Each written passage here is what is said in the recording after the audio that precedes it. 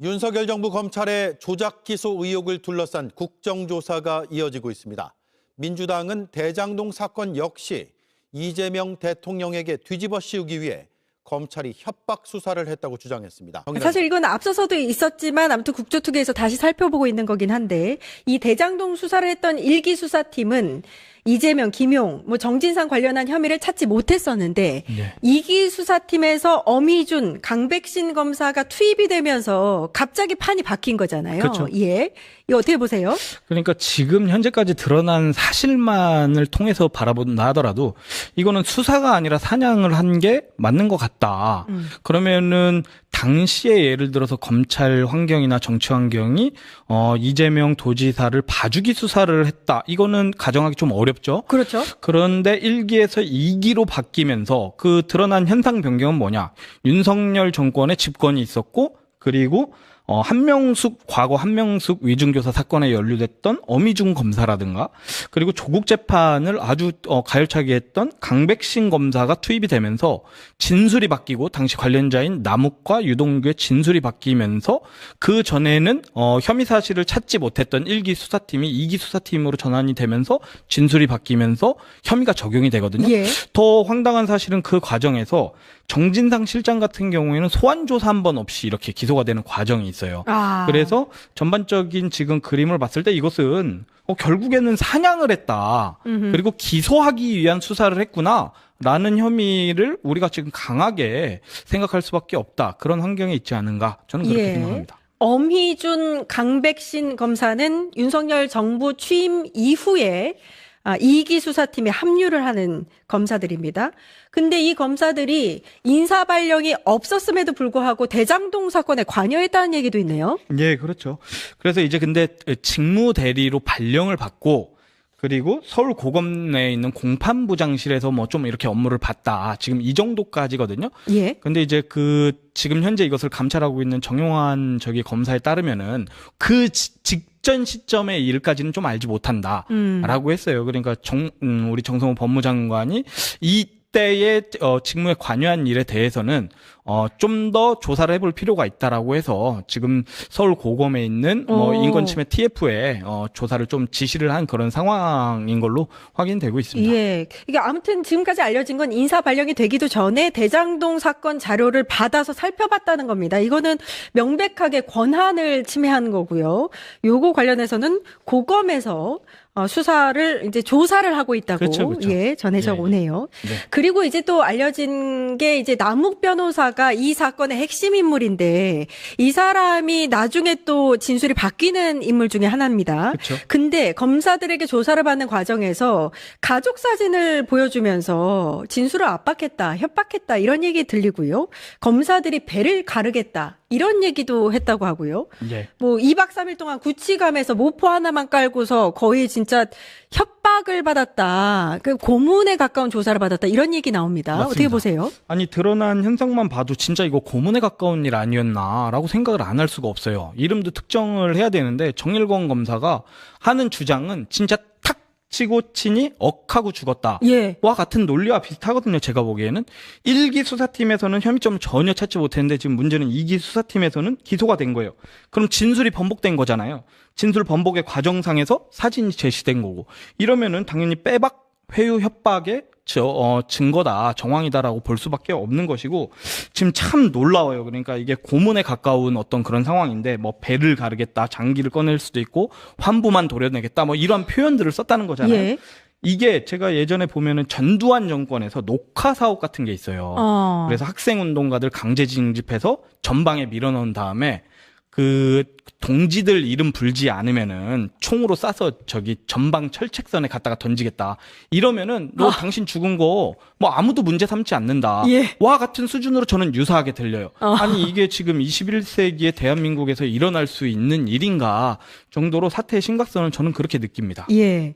아니 그렇게 2박 3일 동안 정말 그냥 시멘트 바닥이나 다름없는 구치감에서 모포 하나 깔고 보냈는데, 그렇게 압박을 받고 아이들 사진 보내주면서 애들은 봐야 할 거 아니냐 이렇게 협박을 해대는데, 근데 이 시기를 거치고 나서 남욱 변호사가 3억 원을 이재명 측근인 정 전 실장, 김용 민주연구원 부원장에게 전달되는 것을 봤다. 뭐 이렇게 그렇죠. 진술하지 않습니까? 예. 근데 그리고 나서 또 번복을 하잖아요, 나중에. 네, 그렇죠. 예, 어떻게 번복하나요? 번복 과정은 이제 그것은 검사들의 어떤 논리를 그냥 자기가 받아들였다. 예, 검사들이 말하는 걸 받았다. 맞아요. 그러니까 자기 그때는 그 당시 이기 수사팀이 바뀌고 회유 협박을 통해서 자기가 진술했을 때는 그랬다라고 얘기를 한 것이 이게 검사들이 하는 말을 그냥 자기가 내면화해서 그냥 얘기했다라는 거죠. 그러니까 예. 실제와 다른 진술을 했다라고 또 새롭게 얘기를 한 겁니다. 예. 네. 재판 과정에서 이 남욱 변호사의 진술 번복이 제대로 받아들여진 것 같지 않아서 이 부분도 나중에 꼭 살펴봐야 될 것 같고요. 네.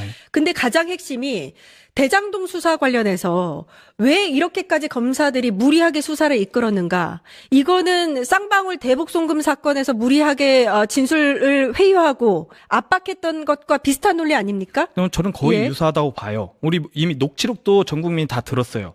이재명이 주범이 되는 진술이 필요하다라는 것과 똑같은 맥락상 일치를 합니다. 예. 그래서 그런 선에서 해석할 수밖에 없고 저는 이제 검찰총장 출신이 대통령으로 보직 이동을 함에 따라서 이 법률상으로도 이미 폐기된 검사 동일체의 원칙이 그대로 윤석열 검찰 정권에서 적용이 됐다. 거기서 드러난 최악의 결과물들이 이런 지금 이 조작 사건의 어떤 그 맥락이다라고 저는 평가하고 싶습니다. 예.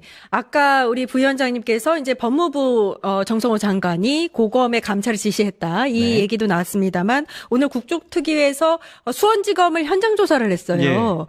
여기에서 좀 중점적으로 봐야 될 게 뭐라고 보세요? 그러니까 이제 이 1315호를 창고로 보고 여기서 이제 술 파티가 일어났다라는 예. 거잖아요. 예. 여기서 진술 세미나 발생하고 뭐 이런 것들. 그러니까 우리 법률상 있을 수 없는 이 수사 과정에서 있을 수 없는 일들이 이 창고에서 일어났다라는 것을 그 현장 실사하기 위해서 뭐 이렇게 물컵에다가 소주도 담는 어떤 그런 것들을 좀 재현하고 그러면 그렇습니까? 그런 예. 어떤 현장 점검을 또 했던 것으로 알고 있고 예.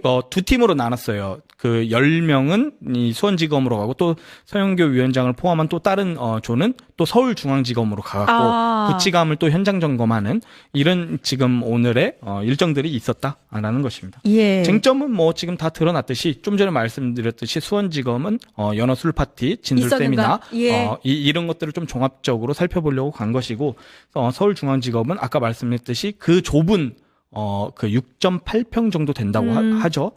여기서 과연 모포를 한 장 주고 이렇게 했을 때 이것이 과연 그 피고인에게는 어떻게 심리적으로 작용을 했겠는가를 그렇죠. 현장에서 확인을 하러 예. 갔다라고 볼 수 있습니다. 예, 국조특위가 아주 잘하고 있습니다. 지금 2차 특검이 박상용 검사에 대해서 출국 금지 피의자 전환을 했다 이런 소식이 전해지고 있는데 엄희준 또 강백신 이 대장동 수사 검사들도 어떤 조치가 있어야 되지 않을까 싶습니다. 지금 감찰과 조사가 병행되고 있는 상황이고 얼마 전에 공소청법이 제정이 되면서 검사도 이제 중대 비리가 있으면은 그 탄핵 과정 없이 현재 탄핵 과정 없이 파면이 가능하게 했거든요. 그러니까 이제 조사 결과에 따라서 중대 혐의를 적용할 수도 있지 않을까 그런 생각을 합니다. 예. 이게 그러니까 이제 대장동 항소 포기에 이어서 쌍방울 대북송금도 문제가 그렇죠. 있는 상황이기 때문에 혹시 이게 이제 공소 취소까지 이어져야 되지 않겠느냐. 예. 사실 이 국조특위의 목표도 그거 아닙니까? 이거 어떻게 예상하세요? 저는 이제 대북송금 사건도 그렇고 지금 대장동 사건도 그렇고 모든 게 어떻게 다 거짓이겠습니까? 다만 잘 지어놓은 집도 벽돌 하나에 무너지게 돼 있는 거거든요. 근데 이 두 사건을 보면은 그 벽돌들이 다 그 지푸라기로 형성된 아주 엉성한 예. 이런 벽돌들로 구성이 돼 있다라고 봤을 때는 이것은 무너질 집 아닌가라고 우리는 충분히 생각할 수 있는 거예요. 그렇죠. 그러면은 당연히 사건의 전제와 토대가 다 붕괴되는 거기 때문에 저희가 꼭 이것을 하나의 목표로 가지 않더라도 지금 이러한 토대를 확인한 이상 이것은 자연스럽게 공소 취소까지 연결돼서 생각할 수 있는 부분이다라고 저는 생각합니다. 예. 이재명 거짓 대표에 대한 대장동 관련 공수 사실 굉장히 중요한 대목이니까요. 요거 좀 소개 부탁드리겠습니다. 네, 정진상 실장이 대장동 수익 일부인 428억 원을 나눠 갖기로 했다고 이재명 당시 성남시장에게 보고해 승인을 받았다. 요게 이제 공소장에 들어가 있는 공수 사실이야. 이기 수사팀이 이기 수사팀. 네. 검사들만 바뀌었는데 갑자기 이재명이 나타나는 거야. 맞지? 네. 자, 공소 사실 100번 양보해서 이게 뭐 공소 사실 어떤 혐의점이 나왔다 칠게. 네. 자, 그러면 사실 여부를 떠나서 이렇게 공소장을 작성하려면 최소한 정진상에 대해서는 조사해야겠지? 보고했다면서요. 다시 한번 올려주세요. 자기들이 봤을 때 보고했다면서. 방금 거 올려줘. 주어가 정진상 실장이 정신상 실장이잖아. 네. 그러면 사실 여부를 떠나서 최소한 정진상 실장은 조사해야겠지? 당연하죠. 너무 당연하지? 네. 뭐 내가 물으면서도 한심하게 느껴지죠. 너무 당연한데 정진상에 대해서 조사조차 하지 않았다는 거예요. 요것도 이번에 국정조사에서 나왔습니다. 자, 그 장면 함께 보겠습니다. 정진상 실장을 데려다가 당신이 이재명 대표에게 428억 야차자차 준답되다라고 보고했다는 조사 받은 적 없죠. 그런 조사는 없는 것 예, 같습니다. 아니요, 합시다. 예, 예. 그러면은 어떻게 공소장에다가 정진상을 통해서 이재명에게 보고해서 승인받았다는 내용을 쓸 수가 있습니까? 그 유동규 씨가 그렇게 진술을 했던 것으로 기억합니다. 그래요. 예. 유동규가 정진상 실장이 이재명에게 보고한 현장을 봤다는 겁니까? 그 진술의 신빙성은 재판부에서 판단하시지 않을까 싶습니다. 정진상 실장이 보고했다면은 최소한도 정진상 직접 조사를 통해서 그런 진술을 듣거나, 두 번째 정진상 실장이 이재명 대표의 보고한 녹취 파일이 나오거나, 정진상이가 이재명 대표에게 보고하는 장면을 목격자 진술이 있지 않으면은 이렇게 공소장 쓸 수가 없습니다. 와, 근데 이거 진짜 해도 너무한다. 진짜 해도 너무합니다. 당사자한테. 그 양문남 의원님이 그 국조특위에서 그 진행하는 거 보면은 굉장히 점잖게 하십니다. 근데 저 때요 엄청나게 화가 질책을 나셨어요. 했어요. 예. 완전 왜냐하면은 그냥 직관적으로 봐도 너무나 명백하게 네. 그 공소장을 저렇게 쓸 수가 없는 어떤 수사 결과물을 가지고 마치 직접 정진상이 그 진술한 것처럼 공소장에 기재가 돼 있잖아요. 네. 정작 정진상의 진술은 직접 청취한 바도 없고 조사한 바도 없는데. 미치겠다, 진짜. 그러니까 양문남 의원님이 그런데요, 저 어미준 증인이 계속 자기 변명을 합니다. 말장난. 말장난이에요. 네, 계속 변명을 하는데 양문남 의원님 참다 폭발해가지고 네. 엄청나게 질책을 했어요. 아, 그러니까 저런 방식으로 그 어미준, 강백신 이 두 사람이 어제 계속 저렇게 변명을 했습니다. 네. 이 어미준 이거 어떻게 해야 됩니까? 이런 인간을. 그래서 저것들은 저희는- 저런 공소장을 쓰면서 출세해서 저까지 간 자들이에요, 원래. 근데 너무 심하잖아요. 그렇죠. 근데 저렇게 해가지고 손해를 본 적이 없거든, 쟤들이. 어미준이나 한명숙 총리 사건 때부터 등장하잖아요. 네. 역사가 깊어. 네. 최근에 그리고 저렇게 쿠팡까지. 해서 쿠팡까지 쭉 이어지잖아요. 진짜 나는 근데 정말 놀랐어요. 이거 보고. 맞아요. 와, 나 진짜 어떻게 정진상에 대해서 이거 조사조차 하지 않고 공소장을 이렇게 쓰냐고. 와, 만약에 당시에 이거 언론에 이거 나왔어 봐라. 야, 이거 이재명 이거 빼박 증거 아니냐라고 썼을 거 아닙니까? 물론 그렇게 썼고 그 당시에. 그러니까 이제 나였더라고. 소위 정영학 녹취록 있잖아요. 예. 10년 동안 모아놨던 그 녹취록.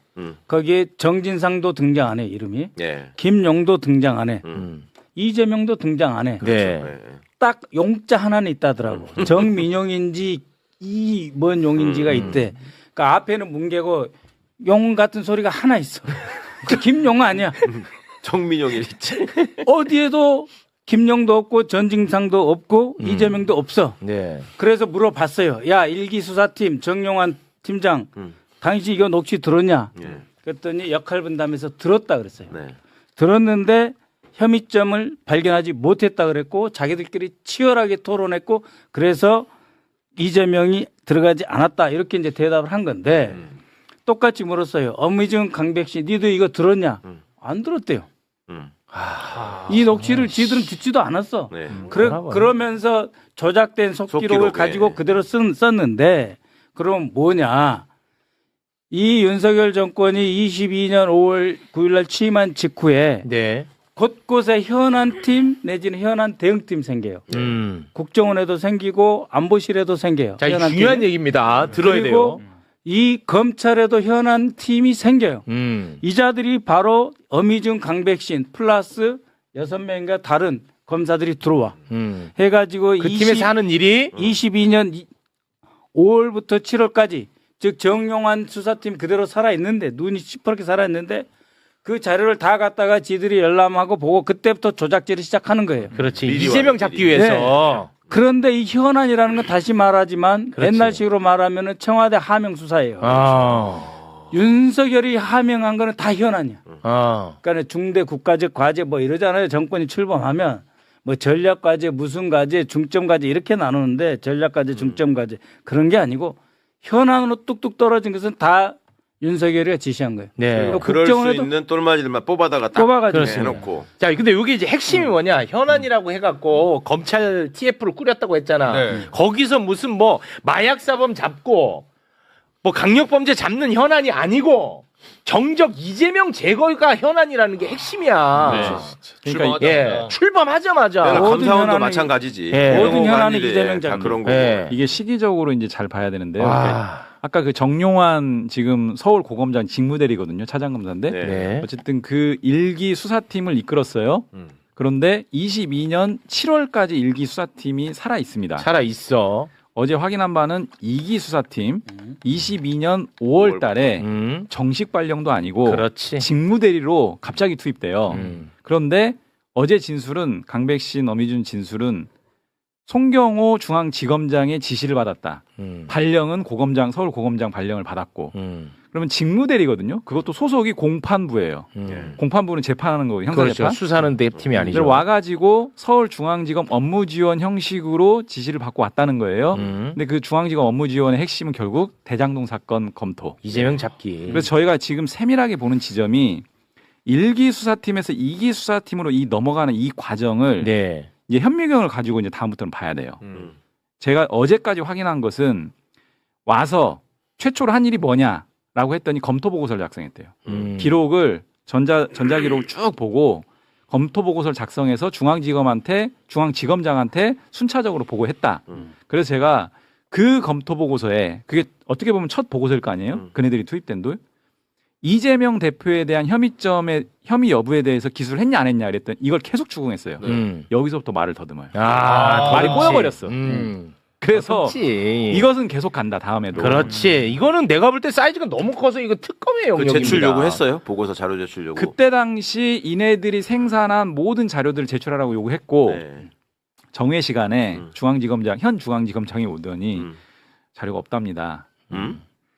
그런데 그러면 공문서로 생산된 걸 폐기됐다라고 하면 무단 폐기했으면 그것도 범죄거든요. 네. 그래서 일단 내라. 없으면 없는 사유까지 기재해서 내라. 네. 공식적으로 문제 삼겠다라고까지 네. 했고 이 부분과 관련해서는 항상 어제의 기조가 자기 변명들은 매우 세밀하게 진술하는데 뭔가 리스크가 있는 진술은 정확히 기억이 안 납니다로 다 빠져나갔거든요. 그렇습니다. 그래서 제가 다음번 또 부를 테니까 기억을 정확하게 살려서 와라. 알겠습니다. 2022년 9월 남욱 변호사 네. 위례 신도시 건으로 기소할 당시에 정일권이라는 검사 우리가 한번 다룬 적이 있어요. 정일권. 네.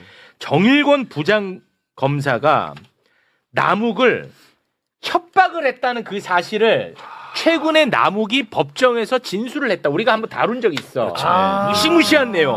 그거 다시 한번 남욱의 법정 진술 소개 부탁드립니다. 자, 이렇게 진술합니다. 2022년 9월 당시 정일권 부장검사가 아이들 사진을 보여주면서 애들 봐야 할 거 아니냐. 여기 계속 있을 거냐라고 했다. 그러면서 배를 갈라서 장기를 다 꺼낼 수도 있고 환부를 도려낼 수도 있다. 내려가서 곰곰이 생각해봐라라고 했다. 그날 잠을 한숨도 못 잤다. 와, 맞아, 기억나요. 와. 심지어 남욱은 법조인인데도 얼마나 무서웠겠냐. 네. 근데 일반인이 이런 걸 당해봐라. 오줌 지립니다. 그럼요. 저 조폭 같은 정일권이가 이번에 나온 거야. 아, 어제 나왔어요? 나 처음 봤어. 정일권이 나왔다잉. 정일권 나왔는데 이 검사놈들의 진짜 혓바닥은 다 뱀의 혀야. 아 진짜 나는 맞아. 어떻게 하나같이 다 말장난을 그렇게 하는지 모르겠어요. 요거 관련해서 얘기를 해요. 요거 했습니다. 자, 이 장면 여러분 함께 보겠습니다. 애들 사진 보여주고 잘 선택해라 이런 거는 뭐 깡패 영화에서 부모님 잘 계시냐 가족 생각해야지 이런 것만 봤지 우리가 검사님이 그렇게 하실 거라고 상상도 못했습니다. 남욱 씨에게 당시에 이야기했던 건 진실을 확인할 수 있도록 조사에 응해달라. 그러니까 남욱이 먼저 보여달라 했습니까? 그렇진 않았습니다. 당시 상황에서 남욱 씨가 눈물을 보이긴 했었습니다. 남욱 씨에게 그 사진을 보여준 이유는 압박하거나 회유하거나 협박하거나 보다 강압적인 차원에서 보여준 것이 아니고 말씀드렸던 것처럼 도의적이고 인도적인 갑자기 그 인도적인 차원하고 지금도 잘했다고 생각하십니까? 다른 수사할 때도 애들 사진 보여주면서 잘 생각해라라고 이야기를 합니까? 아이들 사진을 다른 사람들에게 보여주거나 한 적은 없습니다. 아니 그러니까 피지한테 보여주면서 잘 생각하라라고 이야기하면서 가족 사진 보여주냐고요. 가족 사진을 제가 보여주고 본인과 그리고 가족들만 생각했으면 좋겠다 이런 취지였습니다. 심리적으로 흔들려는 것이 아니라 오히려 심리적으로 좀 안정을 시키고 싶은 마음. 애들 사진 보여주고 잘 생각하라고 하는데 심리적으로 안정을 어떻게 가니까 사람이 검사님 이거 아니잖아요. 그 몇 날 며칠 후 감옥에 갇혀 있는 사람한테 애들 사진 보여주면서 잘 생각하라고 하는 게 심리적 안정을 도모한다고요? 언론에 나오는 고문 기술자도 그때로 돌아가도 똑같은 일 하겠다. 그때 자신의 행위는 애국이었다고 얘기합니다. 지금 그거랑 똑같은 거예요. 정일건 검사 아이들이 있습니까 없습니까? 예? 제 개인적인 이야기라 말씀드릴 수 없습니다. 자기는 말씀드릴 수 없으면서 정일건 검사가 충성을 다했던 윤석열은 깜빵으로 가 있어요. 오늘이라도 바뀌어야 될 거 아닙니까? 제일 나쁜 검사예요 지금. 나온 증인들 중에 제일 잘못한 검사예요. 정일권 검사 아시겠습니까?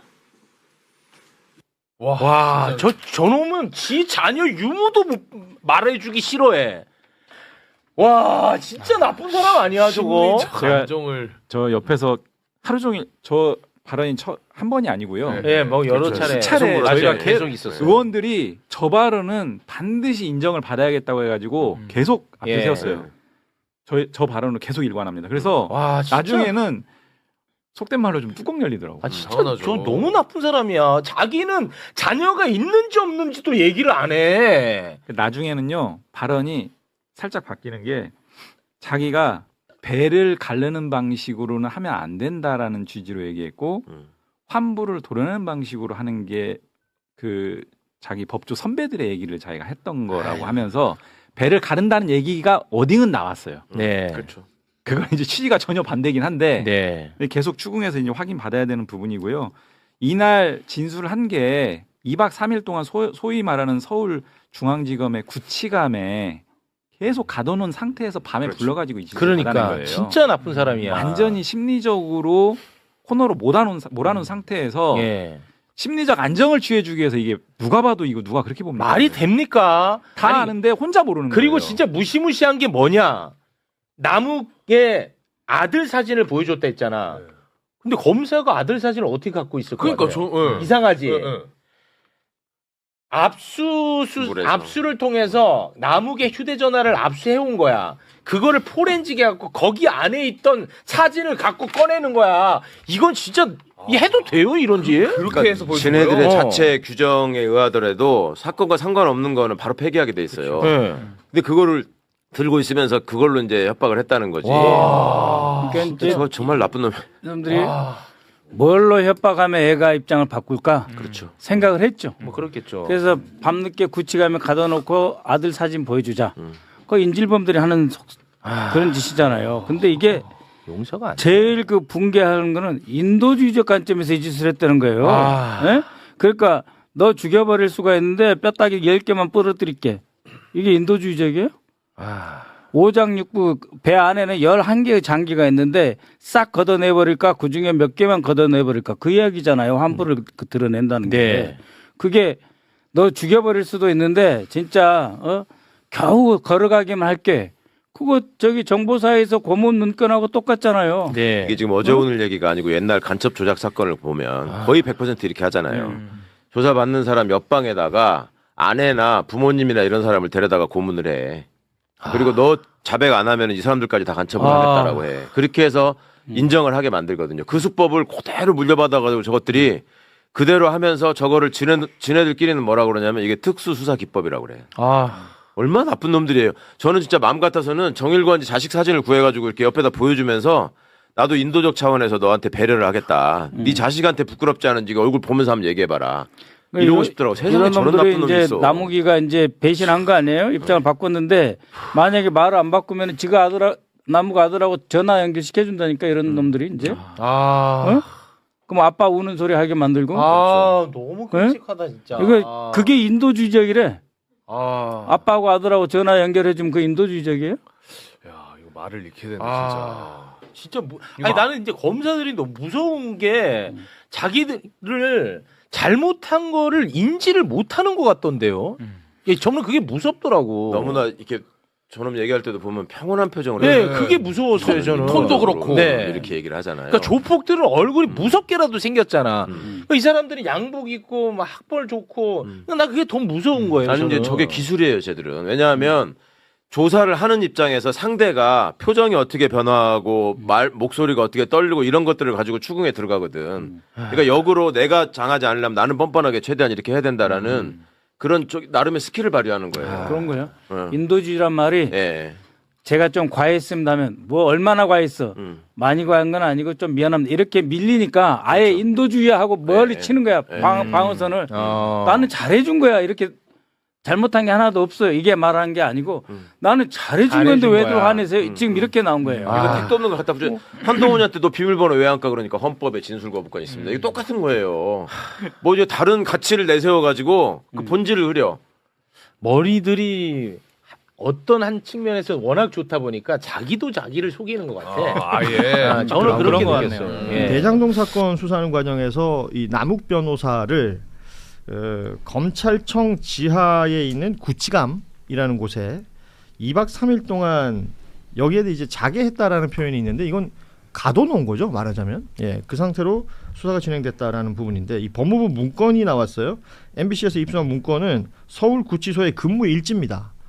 그러면 이 피해자가 있으면 출정해서 조사받고 다시 구치소로 가야 되는데 구치소로 간 기록이 없고 자정까지 조사한 이후에 검찰청 지하에 있는 구치감에 대기시켰다. 여기가 한 2평 정도 되는 공간이라고 하는데 어떤 공간입니까? 원래는 그 공범끼리 조사하다가 시간이 뜨거나 아니면 그 구치소로 한 검찰이 왔다 갔다 하는 차량 문제로 잠깐 대기해야 될 때 대기하는 장소입니다. 그렇기 때문에 사실 저기에서 잤다는 거는 저는 상상을 못했고 원래는 정말 그 구치소에서 오는 버스 기다리는 곳이라고 생각을 하시면 될 것 같습니다. 그래서 지하에 보통 있고 거의 유치장처럼 돼 있는데 유치장처럼 넓지도 않고 뭐 자거나 이러기 위한 아마 시설이 구비돼 있지도 않을 것 같습니다. 일단 뭐 창문이 없다 그래요? 그러니까 이제 중앙지검은 창문이 없다고 말을 하더라고요. 그러니까 더 중요한 거는 여기는 생활 공간이 아닌 거예요. 수용 시설이 아닌 거예요. 그러니까 우리가 구치소라든지 이제 뭐 교도소 같은 경우는 어쨌든 거기서 먹고 자고 생활을 하는 공간으로 이제 지어진 거잖아요. 근데 여기는 먹고 자고 할 수가 없어요. 먹을 수는 있겠죠. 그리고 더 중요한 거는 제가 이제 교정시설 담당자한테 물어보니까 어떻게 생각하면 되냐면 우리 주차장 가잖아요. 그럼 주차장 한 칸, 차량 한 칸, 이 한 칸보다 조금 좁다. 그렇게 생각하시면 될 것 같습니다. 침대가 없겠네요. 침대는 당연히 없죠. 침대는 없죠. 교정시설에는 침대가 이제 그 교회에서 하는데 거기 말고는 없을 겁니다. 침대는 원래 교정시설에는 없고요. 그리고 보통 유치장 같은 경우에는 맨바닥이긴 한데 담요랑 그 군에서 쓰는 것처럼 그런 거 정보가 있는데 아마 구치감에는 원래 자는 곳이 아니에요. 잠깐 대기하는 곳이고 약간의 그 벤치 형태가 뭐가 있긴 하다고 해요. 앉을 수 있는. 그런데 뭐 유치장 드라마에 나오는 친구류는 없는 거죠. 영화 1987에 나오는 그런 남영동에 취조하는 것 같은 이런 느낌이네요. 네, 맞습니다. 가짜는 묵진 않았나요? 뭐 그런 내용은 없는데. 그리고 실질적으로 여기가 이제 잠을 자는 곳이 아니기 때문에 여기에 이제 그 수용자가 있으면 교도관이 지키고 있어야 되잖아요. 근데 밤에까지 누가 지키고 있냐라는 것이 전직 검사들의 의문인 거예요. 맞습니다. 왜냐하면 유치장 같은 경우에는 안 가보셨겠지만 이렇게 원형으로 보통 경찰서 지하에 돼 있고 가운데 관제 시스템 같은 데에서 이렇게 지켜보는 게 다 돼 있는데 구치감은 원래 잠깐 대기하는 곳이고 그 구치소 직원분들, 그 교도관들이 잠깐 앉아 있다가 차 오면 같이 타고 나가기 때문에 아마 감시할 수 있는 그런 것도 제대로 없었을 거예요. 지금 저 자료 좀 보여주시죠. 2022년 9월 16일 법무부 문건인데요. 그러니까 조사가 종료된 시간은 24시 자정입니다. 검찰 구치감에서 대기할 것을 검사 이주영이 요청했다라는 이제 근무일지가 적혀 있는 거예요. 그러니까 검사의 요청으로 피의자를 거기다 놔두고 2박 3일간 놔뒀다는 거 네, 아니에요? 맞습니다. 와. 이건 정말 문제예요. 왜냐하면 그 당시에 남욱 변호사에 대해서는 구속영장이 발부된 상황이었어요. 언제든지 소환해서 이 조사가 가능한데 체포영장을 별도로 받았더라고요. 예. 강제로 끌어내서 이 정당한 근거를 마련해주려고. 이게 입을 모아서 얘기하는 건 대단히 이례적이라는 거예요. 이런 식으로. 그리고 교도관들이 항상 이제 본인들의 통제하에 두기 때문에 이런 게 아주 허용되지 않습니다. 근데 이런 예외가 왜 필요했나? 이 수사의 맥락이 있었던 거잖아요. 왜냐하면 그 뒤에 갑자기 뭐 김용, 정진상 돈 갖다 줬다 이런 하나의 빌드업으로 읽히는 거예요. 그러니까 일각에서는 고문이란 표현까지 사실 나오는 거예요. 그러게요. 지금 표현을 고문이란 저는 표현을 이제 이틀은 쓰는 아니고 분이 하룻밤 정도를 저런 곳에 이제 결박된 채 한번 팽개쳐져 있어 봤거든요. 내가 인간인가 이런 느낌이 그런 생각 눈 드시죠. 떴을 때. 예. 결박된 채. 네. 예. 그날의 기억이 지금도 생생하신 거죠? 그렇지는 않습니다. 그래요? 망각의 동물이기 때문에. 네. 망각은 또 신의 선물이라 그랬습니다. 망각을 하지 않으면 괴로워서 살 수가 없어요. 아니 근데 남욱 변호사는 여러분 아시겠지만 국회 나와서 본인이 겪었던 일들을 이야기한 것들 보면 절대 잊을 수 없는 장면들이 여러 차례 있었던 것 같아요. 그렇겠네. 배를 갈라서 장기를 다 꺼낼 수도 있다. 그리고 환부를 도려낼 수도 있다. 그건 당신의 선택이다라고 하면서 그때 가족 사진을 보여줬다는 거 아닙니까? 네. 이 일을 벌였던 정일권이라는 검사는 국회에 나와서 또 뭐라 그랬습니까? 환자를 진료하는 의사의 치료 방법에 비유를 했던 것이다 라며 오히려 뻔뻔함을 보였습니다. 이런 상황들이 피의자가 느꼈을 압박감이나 이런 것들, 그리고 검찰이 결국 본인들이 원하는 진술을 얻어내기 위해서 이런 상황들을 만든 것으로 지금 이해가 되잖아요. 구치감에 2박 3일 놔뒀던 것도 그렇고 가족 사진 보여주면서 이런 끔찍한 말을 했던 것도 그렇고, 이 모든 정황이 나왔는데도 검사들이 대응하는 방법이 정말 오만해요. 이게 이른바 80년대 있었던 시국 사건 때 있었던 이야기 같은 이야기예요. 그래서 이제 저처럼 이제 연식이 있는 사람들은 갑자기 막 데자뷰 되듯이 들어오는 느낌인데, 이런 일들을 2000년대 2020년에 겪었다면 남욱은 와 죽고 싶었겠다. 이런 느낌이 들 거예요, 진짜. 놀라운 게 부끄러워하질 않아요. 저는 그게 너무 충격적이었어요. 그러니까 중간에서 저는 합리적인 얘기를 하려고 노력을 함에도 불구하고 왜 대중들이 분노에 차서 검찰에 대해서 공격을 하고 폐지를 해야 된다, 모든 걸 해야 된다 이게 되게 감정적으로 너무 공감이 되는 게 부끄러워하질 않아요. 예. 잘못한 게 드러났고 거기에 대해서 지탄을 받는 와중에서도 떳떳하는 모습이 저는 너무너무 놀라웠어요. 그러니까 그 연장선상이 뭐냐면 민주당 전용기 의원이 물어봐요. 당신 지금도 그때 일에 대해서 후회하지 않나, 혹은 잘못했다고 생각하지 않나 라고 물어보면 자기는 그때 그런 의도가 아니었다고 끝까지 이제 부인을 하니까 전용기 의원이 뭐라고 말하냐면, 그냥 네가 잘못했으면 잘못했다고 인정을 하면 우리가 지금 이 시간에 이런 얘기를 그렇게 길게 할 건 아니지 않냐. 맞습니다. 근데 끝까지 인정을 안 하니까 이게 이제 공분사고 더 말이 길어지는 거죠. 그러니까 이거는 고문인 거예요. 저는 그렇게 생각을 해요. 예. 저도 전용기 의원이 서울말을 굉장히 잘해요. 근데 그때는 흥분해가지고 막 경상도 사투리가 나오더라고.